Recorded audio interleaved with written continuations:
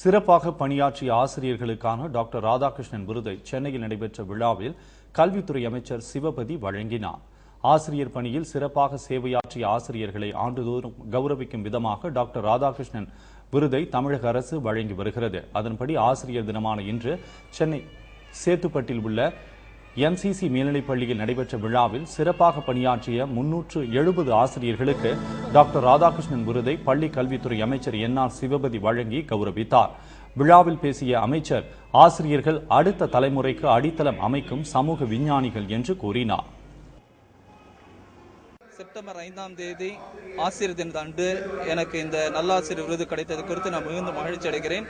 முக்கியமாக நான் படிக்கும் இந்த பள்ளியில் நான் மாணவனாக இருந்து ஆசிரியராகவும் இருந்து இப்பொழுது தலைமை ஆசிரியராக மாறியுள்ளேன்.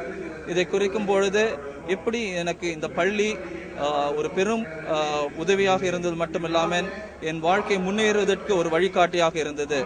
இன்று ஆசிரியர்களாகிய உங்களுக்கு நான் கூறுவது என்னவென்றால், நாம் கடினமாகவும் மாணவர்களுக்கு என்று உழைக்கும் பொழுது உயரம் நம்மை தேடி வரும். கடந்த 38 ஆண்டுகளாக அந்த பள்ளியில நான் ஜூனியர் ரெட் கிராஸ் என்ற ஒரு இயக்கத்தின் மூலமாக மாணவிகளுக்கு அதிகமாக சேவை செய்து வருகிறேன். மாணவிகளை சிம்லா, கல்கத்தா இப்படி போன்ற இடங்களுக்கு அழைத்து சென்றிருக்கிறேன்.